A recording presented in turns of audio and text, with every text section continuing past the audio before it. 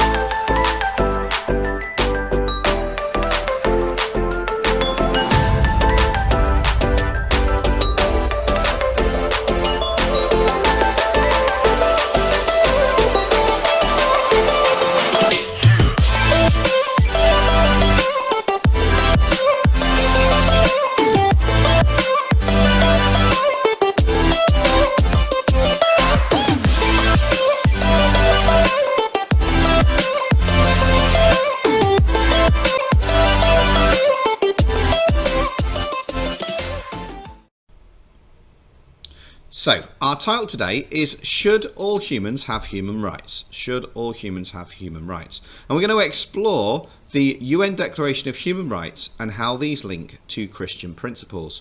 As always, please do pause me as we go and obviously do photograph any work and send it through to your teachers at the end because we'd love to see it. It's going to be a good outcome if you can explain what the UN is. It's going to be great if you can explain how the UN tries to bring about dignity to a broken world, dignity being responsibility and value, and even better if you can explain if a Christian may think the UN holds the same values as them or not, and why. So we're going to be looking at a bit of social and moral about the way the world works and what's right and wrong, and we're also going to be looking at, well, in a classroom, teamwork and cooperation, but that's going to be harder to do at home. During today's session then, we've got our mind map we're going to keep coming back to, we've got a media clip, we've got human rights, and there's a little reflection as well. So here's some key facts about the UN for you.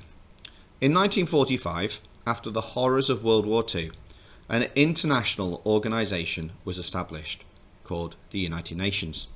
It was dedicated to maintaining peace and the security and to solving humanitarian problems. In 1948, they developed a code of conduct for the protection of basic human rights used across the world. This was so-called the Universal Declaration of Human Rights.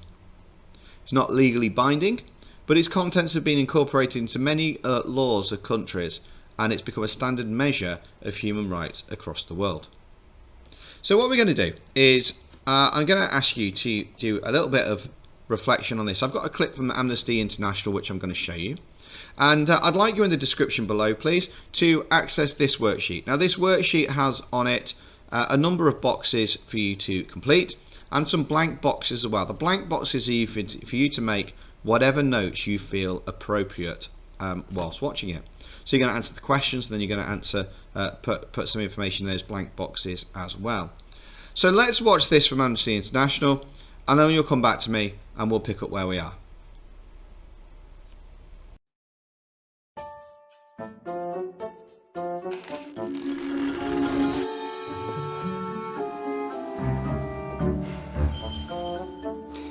The Universal Declaration of Human Rights was written in 1948.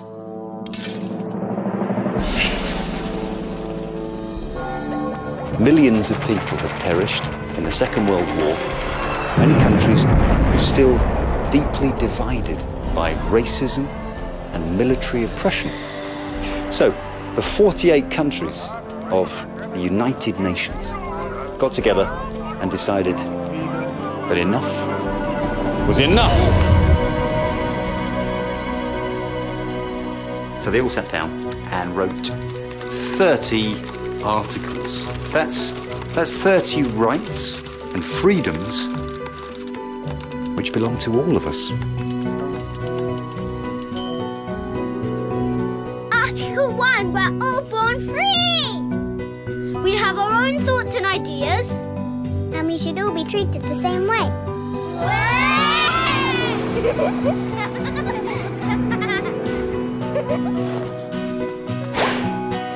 Article 9 says nobody has the right to put us in prison without good reason. To keep us there or to send us away from our country.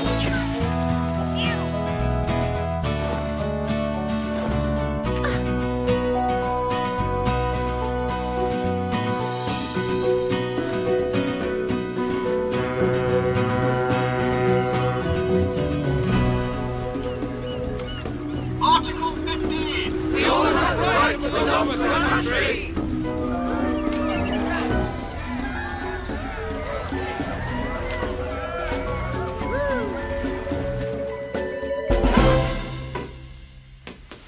Over here.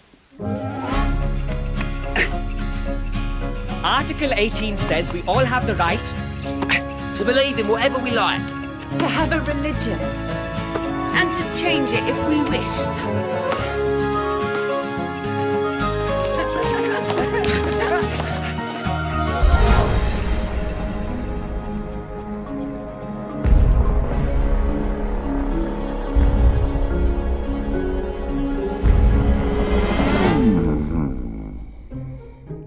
Article 19. We all have the right to make up our own minds, to think what we like, to say what we like, and to share our ideas with other people.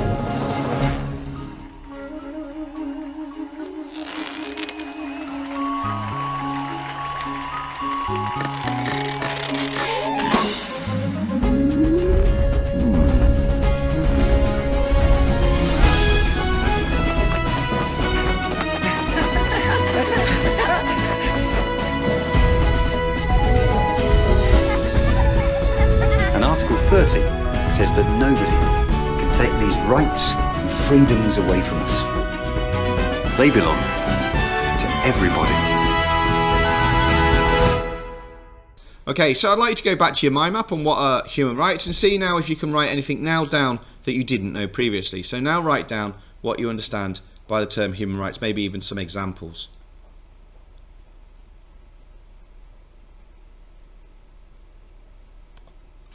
So we said a good outcome would be if you could explain what the UN is. Great if you can explain how the UN tries to bring dignity to a broken world. And this is very much what we're thinking about at the moment with regards to the way that humans have rights. And if everyone ends up with the same rights as each other, then it means that there's more dignity within the world as well.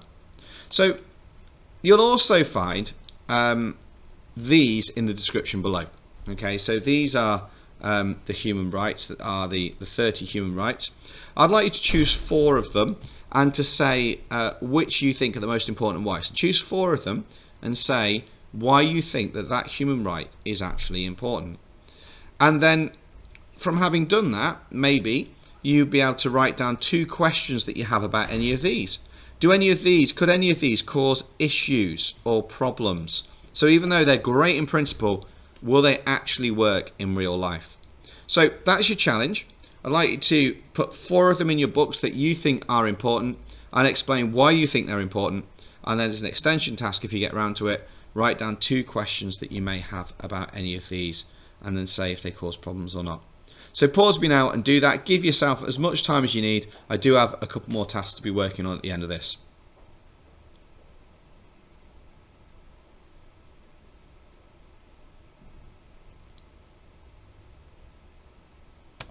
Okay, so I'm going to just show you this. This is what I call my tall items. I stole this from someone else, I'm not going to lie. And I'd like you to think which of these are all Bible verses, which of these fit human rights? So in your book, write down the ones that you think fit human rights.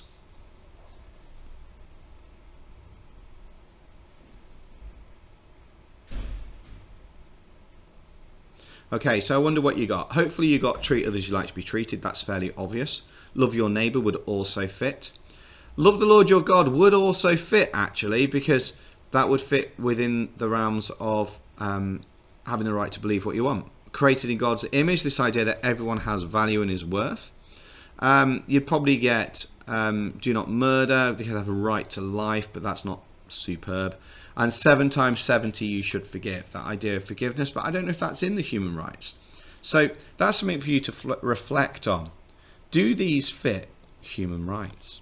Okay, so let's just have a quick reflection on this. Is there anything more that you can now add to that mind map? Anything more you can now add to that mind map? Have a look now and just pause me if you need to see what else you can add.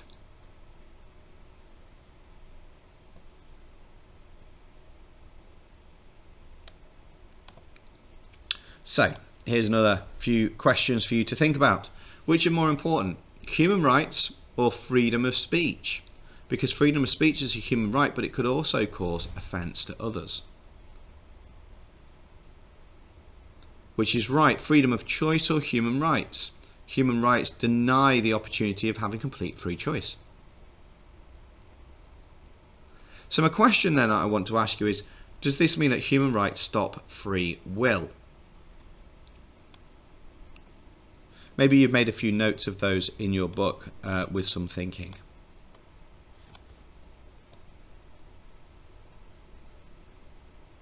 So our main task for this lesson is using the information that you've already been given. I'd like you to design a leaflet to illustrate the most important articles of the Human Declaration of Human Rights, the Universal Declaration of Human Rights.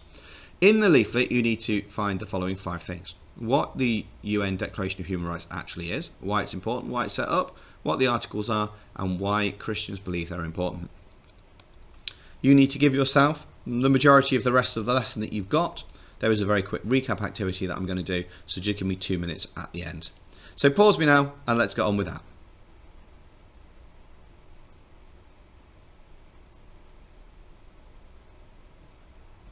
Okay, so what we've said is a good outcome if you can explain what the UN is. Hopefully we've done that quite well. Great if you can explain how the UN tries to bring dignity to a broken world. Again, we've talked about people, so hopefully that's in the bag. And then apply it to Christian values or not. The last thing I'd like you to do then, please, is to go back to your mind map and see what else you can now add. I'm going to leave that there. Thanks very much for your time. Stay safe, wash hands, God bless you, and I'll be seeing you soon.